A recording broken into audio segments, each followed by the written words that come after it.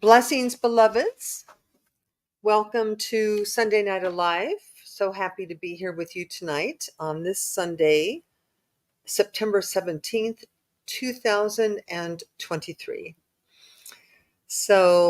My name is Reverend Denise Schubert. I'm here with you as an ordained New Thought minister and a lover of possibility and a believer in spiritual principles and a way shower for a life of freedom and authenticity. That's why I'm here.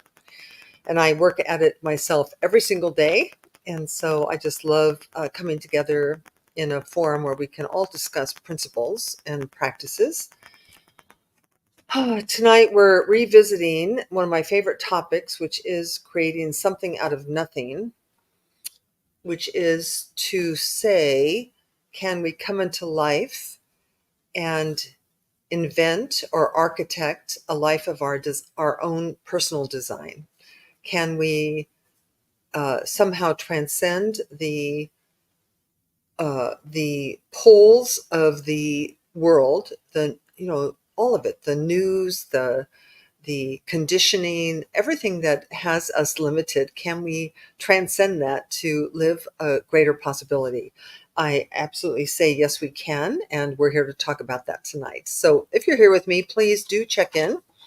I love the check-ins so I can see who's with me.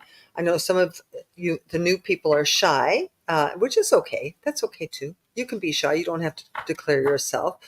Hi, Toby. Hi, Jan. So nice to see you both here. Creating something out of nothing. Such a great topic. It's such a great metaphysical topic for some insight into how we can more intentionally, more potently move into a life of our own design. And we all want that. We do. Listen, I work with people day in and day out, and the world is hungry for possibility. That's the truth. Hungry for something other than that which is predictable based on past circumstances. So let me pray us in. Let me just speak a word of blessing upon us before I actually dive into the meat of the material tonight. I'm trusting you can all hear me just fine. I can't hear you or see you. That is the sad part about this forum. But I'm getting ready to go back on Zoom for a minute, maybe do a masterclass for 6 weeks, so that we can do some face-to-face deep work together. But for now, join me in connecting together. Join me in coming out of your day, whatever your day has been for you, whether it's been busy or quiet, whether it's been, hard or easy. It doesn't matter what. That we turn within in order to let the outer world be where it is, and to open our eyes and gaze inward to the space and place and dimension within us that is whole and perfect and complete. That is the space in which we find our true identity, we find our true peace, our true love, our true joy. It is that place within us that connects us to all other human beings everywhere, and to all animals, all plants, all fish, all flowers, all galaxies. That we truly do live in a sea of oneness and unity. And it's from that place that I bless our time together, knowing that if you came here tonight to be with me, that we are here by divine appointment, and that something good can come of our being together. And so open your heart to that, open your mind to that, open your mind to a new idea and a new thought, and let us celebrate life together for the next 30 or 40 minutes. Yes? So we let that be together, and so it is. Amen. Amen. Amen. And amen. It's very interesting. I've been doing this work recently. I've been doing a class called Inner Engineering with a Indian guru, which is not like me really, but I just got the inner engineering conversation captured me. And to my delight, really, what he's teaching is exactly what we teach. There is no difference. But the reason why I brought him up is because he's been teaching the genesis of the when we Om,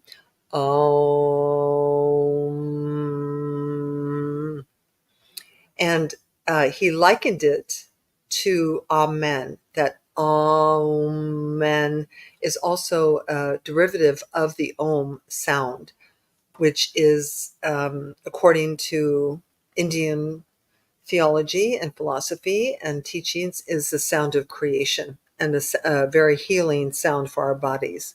So, amen, amen to all of us. So, I'm revisiting a little bit, going back a little bit to basics tonight, in that uh, originally I started this work and this forum for teaching based on a life of spiritual power, a life of spiritual power, not a life of human power, not a life of magical power, really a life of spiritual power. And a life of spiritual power, above all else, is a life that you love. Above all else is a life that is authentically you, a life where you are not compromising or capitulating your desires. It's a life where you are actually experiencing the power you have to actually create a life that is pleasing to you, that is enjoyable to you, that is adventuresome to you, that is extraordinary for you. That I myself came to a point in my own life where I was just tired of doing what everyone else wanted me to do. I was tired of doing what was expected of me. I was tired of doing and being what I was raised and brought up to be and do. And there was a moment where I had this insight that we could be anything. We could do anything. And through the studying of New Thought principles and the teachings of Jesus and the teachings of the Buddha and the teachings of the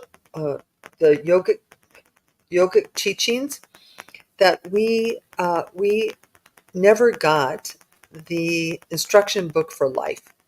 And when you get the instruction book for life, you will realize that we have so much more capacity to create than we know that we have. So that's what we're going to do tonight. I want to talk about creating something out of nothing. And that may sound like a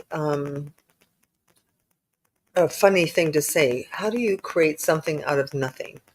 Well, I'm glad you asked the question, because I want to tell you the difference between creating something out of nothing and creating something out of something. So for most of us, for almost all of us really, we have this kind of orientation and conditioning to life that we inherited. We didn't create it. We didn't choose it. We didn't vote on it. We just got it. And we got it through our parents. We got it through our culture. We got it through our, it doesn't matter. Listen, I've been all over the world. It doesn't matter whether you're an American in an American city and family, or you're in a Catholic family or a Jewish family. It doesn't matter if you're African and you have a tribe, the Zulu tribe. It truly does not matter. We have all been conditioned in a way that limits the possibilities in our life. And so almost always we are creating something out of something, that we have everything we know. So over here you have this body of knowledge that you've secured through your humanity, which is all good, by the way. This is not a bad thing. Without the indoctrination into being human, it would be pretty weird. It would be pretty hard to live here, right? So but it is an orientation to life. So based on that orientation, some of us find life exciting. Some of us find life a drudgery. Some of us find life depressing. Some of us find life scary. But none of how we perceive life to be based on that orientation has anything to do with life at all. It has to do with the thinking and the culture and the orientation that we were given and inherited. where that leaves most of us is in a kind of a state of compromise, kind of a state in soul lethargy. Like our soul um, desires, completely desires outrageous, bodacious authenticity in life. Our soul desires, and rightly so, happiness and peace. Our soul desires the ability to create a future and a life that we want. And this whole orientation towards the past, this whole orientation towards that, deters us from being able to create something out of nothing. It leaves us totally trapped into the idea that we could only create based on what has been, what has happened before. Are you with me? So, so I want to explore some of the principles behind creating something out of nothing, because something out of nothing implies that we have a clean slate.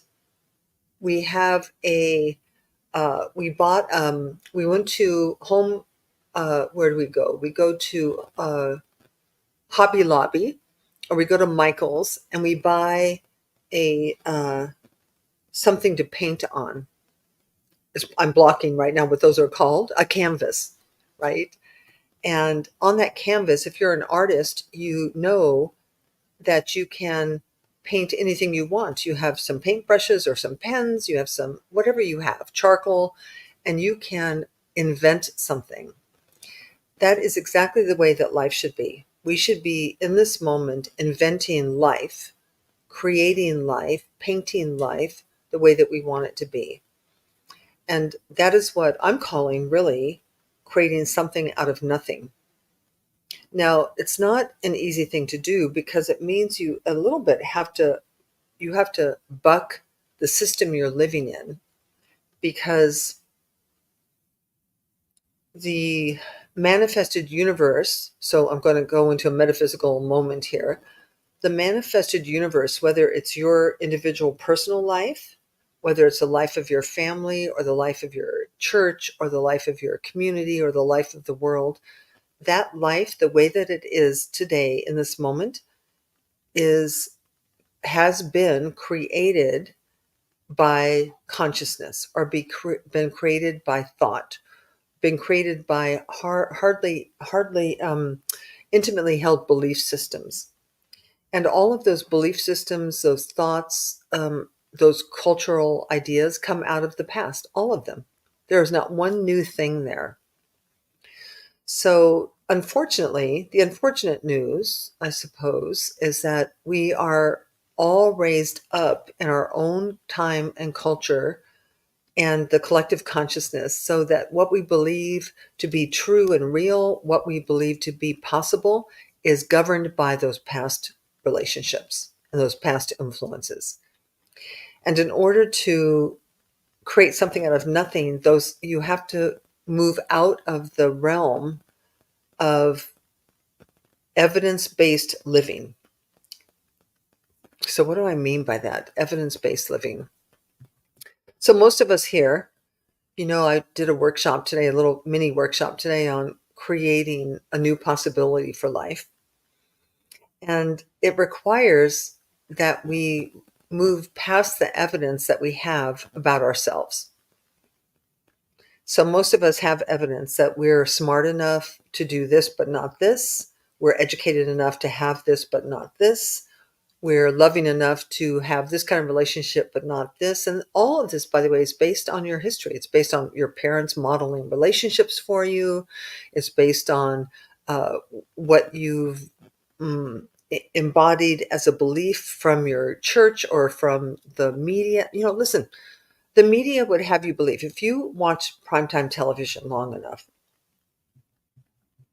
especially through, if you're not on a streaming service, right, but you're just watching, you will see every commercial. And it is it's a horrifying experience to watch primetime television, including all the commercials. Because the marketing machine of our culture, of our modern society, of our Western civilization is that you are not complete. That what you need something. You need drugs, you need beer, you need sex, you need travel, there is something that's missing, that if you get it, you will be good to go. So that leaves us in a space of, I'm not enough, like something's missing here, something's broken here. To live a life of joy within that context is almost impossible, because you're always going to bed. What's missing? What's missing? What's missing? What didn't I do right? What haven't I bought today? Which thing on my to-do list did I not complete today? So it leaves us in a very tenuous position when it comes to the expression of the soul, which is pure creativity, pure joy, pure exuberant expression, pure positive expectation. And I'm telling you, if you were to go out into the world, 1 out of 10 people may have a little bit of this. 10 out of 11 have none of this. We live in a culture of worry, doubt, and fear. A culture of will tomorrow turn out okay? A culture of, did I do everything right? A culture of, I know what's right. Listen, when you know what's right, you are closed. There's a beautiful question I love, which is, what don't you know, the knowing of which would change everything for you? Like, what question have you not asked that would change life for you, that would turn life into a joyous jubilation rather than a drudgery? So this whole conversation about creating something out of nothing, I love, because it begins to speak to the distinction between a life of predictability and a life of possibility. Predictability versus possibility. So there's so much to say about this, and we won't get all to it today, but we'll continue it next week. But predictability simply means that the future will be based on the past, which is how mostly human beings live, that our future is based on our past. So we've lived our lives up until now. It doesn't matter how old you are, whether you're 20 or 30 or 72 like me, doesn't really matter, that we had a life, and we were taught in that life what's good, what's bad, what's right, what's wrong, what's honorable, what's dishonorable, what's respectable, what's not respectable, what's success, what's failure. And to the degree we have formed within ourselves a pattern of living and being, which is where you sit today. So if we continue, in this relationship to time, if we continue to live an evidence-based life, then there is no possibility, because evidence-based living means A, B equals C. 1 and 1 equals 2. So my parents got divorced, I'll get divorced. I've been divorced, I'll be divorced again. I got dumped twice, I'll get dumped again. I've had great success at my jobs, I'll continue to have great success. My mother, my grandmother, my mother, my sisters had this disease, I'll have this disease.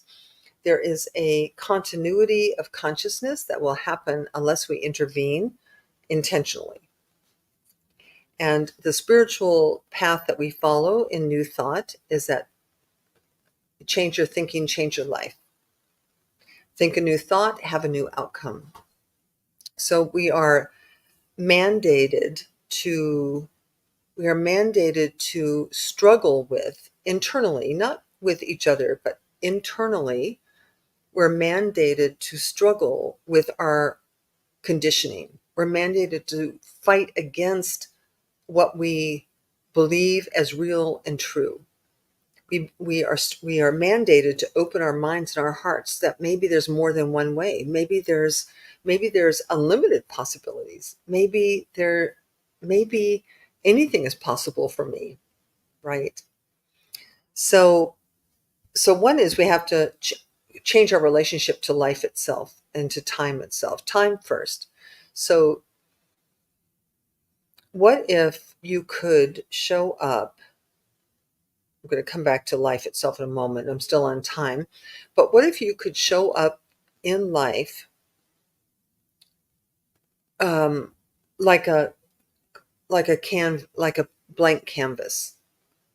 Like, what if you could let the past be the past? Forget what happened. Listen, we can spend hundreds of thousands of dollars in therapy trying to figure out why we're so darn neurotic. Am I wrong? Really, am I wrong, people? How many I've spent in my 20s and 30s, I spent a fortune trying to figure out what was wrong with me, why I couldn't have healthy relationships, why I was so anxious, my anxiety levels were so high, why I tended to eat too much, like I was a little heavy, and why I mean, hours and hours trying to, the pathology of our neuroses. I really want you to know that I don't believe that we have to do too much of that. I really don't. I think we need to go straight to God. Or let me say it another way. We need to go straight to the truth that we are powerful spiritual entities, that we existed long before we had this face. We're going to exist long after we have this face. That there is nothing broken over here, nothing missing over here, nothing wrong over here, and that our upbringing actually served a higher purpose, which is for another conversation, but that we can go straight to I am a unique and individualized expression of love energy, and I don't have to be sad all the time, and I don't have to be poor, and I don't have to be sick, and I don't have to be afraid. That we can go right into creating a possible future, which, by the way, is not an evidence-based declaration that you make. It's an existential declaration that you make. And you can make it anytime that you want to. So, so a different relationship to time. Put the past to bed. Like, it was what it was. It's over. It does not have to dictate your future unless you allow it to. And that we can create something out of nothing in this moment, meaning from a space of no history. What do you want? What do you want? How do you want to be? Who do you want to be? Where do you want to be? It's like, what kind of life do you want to live? Where do you, when you're on your deathbed, what do you want to remember yourself for being? How can you bring self-love, self-respect, and self-regard to your current existence and then live from that? Now, I say that like it's simple, and it's actually not very simple, because your entire current life is based on the past. Every ounce of it, unless you've done some work, of course. Um, But this idea, so one is to change your relationship to time. We don't want to go from past to future. You don't want your past creating your future. You want your present moment consciousness, awareness, will, commitment, intention, vision, imagination to create your future. So you let the past be, forgive everyone. It's like they were doing the best that they could do. Just let it go. Truly let it go. Can you do that? Just breathe. I release everyone from the bondage of I've been holding them in my past. I release everyone. Release yourself from your past. I forgive myself for every misstep, every wrong thing, every misguided word or action. Just let it go. Psh, done. In the past, learn from it, and move into this new relationship with time in your future. The second thing is to change your relationship to life itself. Now, I know we're covering a lot of ground here tonight, but we'll continue next week. So let's just do this final one. Um, so I would say that it is relatively normal, quite normal, for human beings in today's world, from an ego perspective, from a human perspective, when you watch the news, watch television, listen to what's going on, be present to what's going on, that there is a lot of skepticism and pessimism and fear and doubt and worry about the future. Do you know what I'm talking about? Like the world, in many, many, many ways, the world is just one hot mess. But the truth is, I go back to Einstein's question, which I love. And if you've been with me for a while, you've heard me ask this many times. But Einstein asked the question that our relationship to the world, our ability to be in the world with happiness and peace, totally is determined by whether we see the world, the universe, as a friendly place or a hostile place. And I want to say to you that mostly, for most of us, until we think about it and change our minds, the world feels hostile, that we do not believe that the world is friendly and loving and kind and compassionate and generous and for us and not against us. And it's not our fault, really, because we've been oriented that way. Our many of our faith traditions in our families was centered around a judgmental God or a judging God or a punishing God, or a universe that said that if you didn't do it right, you would go to hell and burn. These are ideas that are no longer relevant or useful at all. So we need to change our relationship to life, that this universe is based on love and beauty. God is love and beauty. God is love, whatever God that means to you. Life is love and beauty. The quantum field of unlimited possibilities is one of love and beauty and possibility. There is no anger in the universe. There is no judgment in the universe. There is no hell or heaven in the universe. It's all right here in us. Heaven's right here. Hell's right here. And it totally depends on how you're relating to life and the universe. So change your relationship to life itself.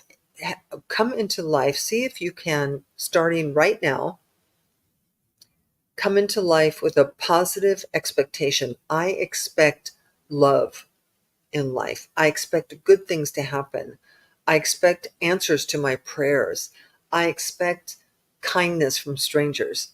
Just see if you can begin to notice where you are skeptical or pessimistic or a doomsdayer or a conspiracy theory if you're a person who holds conspiracy theories.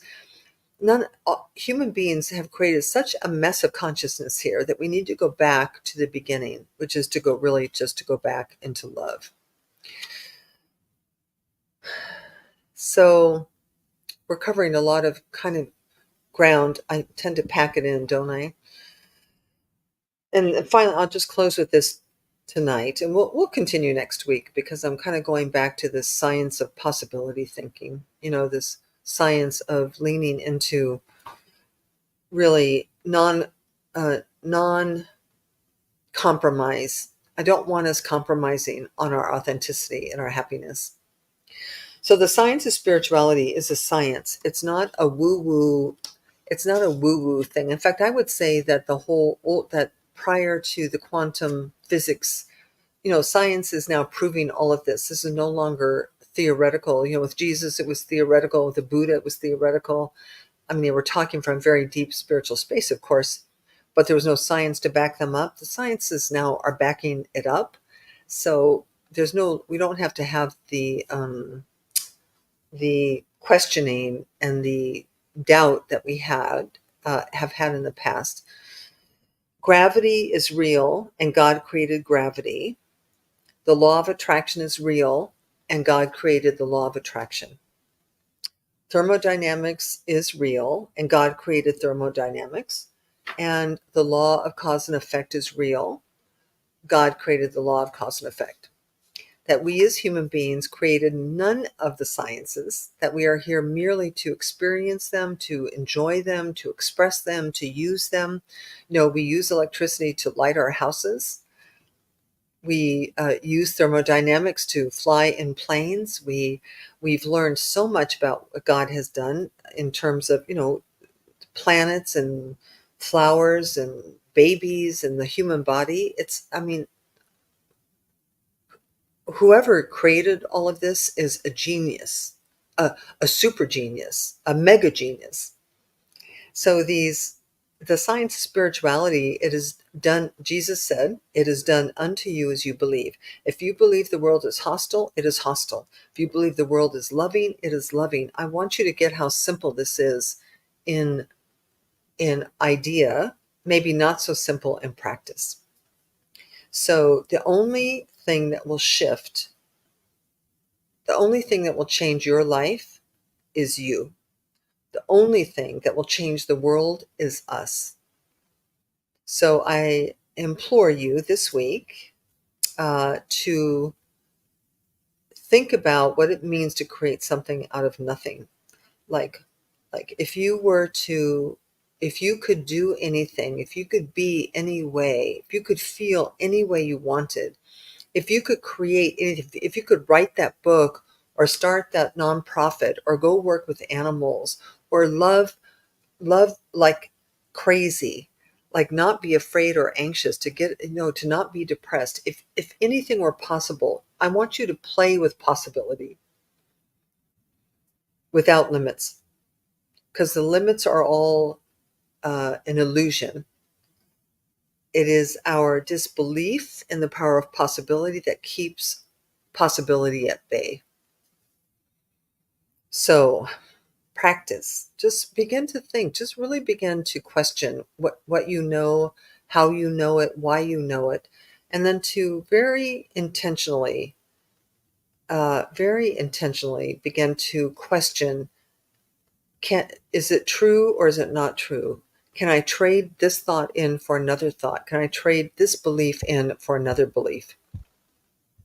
Because we are beings who are becoming, not beings who have arrived. It's the same with, this is a kind of a very radical thing to say, but I actually believe that this thing we call God is the same way. That I don't think God created the heavens and the earth and peopled it with people and animals and then said, okay, bye-bye.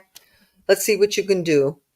Let's see what you can do. Let's see how badly you can mess this up. And then I'll pick out the good ones and send them to heaven, pick out the bad ones and send them to hell. I don't think it's like that at all. I think that this universe, however it came to be, was created out of love for the purpose of loving, and that that God is not separate from us. God is us. And so not whatever it is, 8 billion of us, the hundreds and hundreds and hundreds of billions of animals and insects and flowers and plants, all of us, including God, are evolving into a higher state of consciousness, a more loving, more kind, more creative consciousness. And so that's where I want us to go, because if you go there and I go there, we will be happier people. We will. You will, I promise you. If you can let your past, if you can get into right relationship with time, right relationship with life, and begin to take seriously these laws of causation, it is done unto you as you believe. The Buddha said, with your thoughts, the world arises. These are beautiful. The Buddha said, the mind is everything. What you think, you become. Quimby, who was a father of the modern New Thought, said, the mind is matter in solution. So the mind, your thoughts, your mind, is forms being created. So thoughts are things.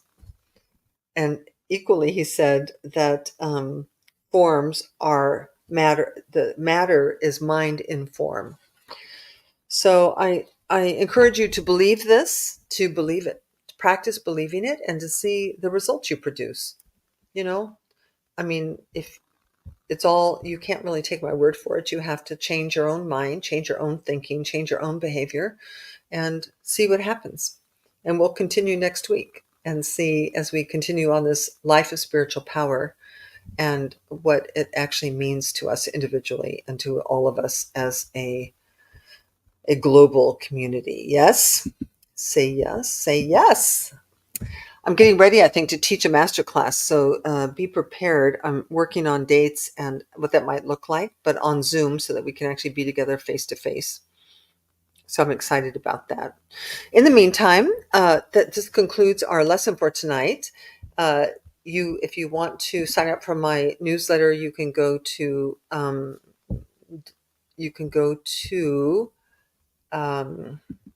website. I think it's here. Yes. So it's deniseschubert.com. If you want to support this ministry financially with your love offerings, your tithes, you can do so as well. I happily accept them at Venmo, PayPal, or Zelle. And obviously also, I am a spiritual life coach. So if you want some spiritual life coaching for yourself, just to kind of pull some weeds that might be stuck in your consciousness, or to see really how to more explore this more deeply, please do contact me. I absolutely love working with people in the realm of anything is possible. And so that concludes. I'm going to pray us out tonight, and then I will see you either this week. By the way, I'm actually speaking at Naples, the Unity Church in Naples, Unity of Naples, next Sunday. So if you want to tune in either in person or online, we're going to be talking about unconditional happiness. And this Thursday, if you're in the area, where our Thursday night spiritual perspectives is on the role of the ego in our spiritual path. And so, all right, let us take a breath as we conclude our time together tonight. So, just take a moment to inhale and exhale. Just a moment to feel your innards, to feel that space and place and dimension within you that is just so perfect and so whole and so eternal and birthless and deathless and wonderful and amazing, authentic and remarkable. Those are all words that describe the real you, really. The spiritual you, the higher you, that there is nothing to stop, block, or hinder the expression of that being that you are, except what we think. And so I just join with you tonight in laying down any idea of smallness or puniness or incompleteness that we may hold about ourselves. All of that's just not true. It's a lie. Any missteps we've made are inconsequential to our spiritual journey, really. In this moment, spirit trumps the ego every single time. And so I join with you in thanksgiving for tonight, in gratitude for coming together, and gratitude for exploring spiritual ideas, spiritual practice, ways of being the more authentic self that we are. Our spiritual identity is what's real and true. Our ego identity is temporary. So I bless each and every one of us as we move away from this time together, absolutely knowing that you are guided and maintained and sustained by a living and loving presence that opens your heart and your mind to possibility. That who you are is a being who is becoming, not a being who has become. And so evolution is the name of this game. And I know that in every day and in every way, we can grow, we can change, we can become more, we can become better, we can become more and more and more of our true and higher selves. And for this, I am eternally grateful. And so from my heart to your heart, I bless you and simply know that all is well with our souls. And so until next time, we simply release this word, accepting possibility as the order of this week. A shift in consciousness must naturally result in a shift in circumstances. And so any circumstance you want to change, just change the way that you think, and it shall be done unto you exactly like that. And so peace and blessings, and amen, amen. All right, beloveds, have a wonderful evening. I will see you again on Sunday Night Alive next week at 6 p.m. Bye.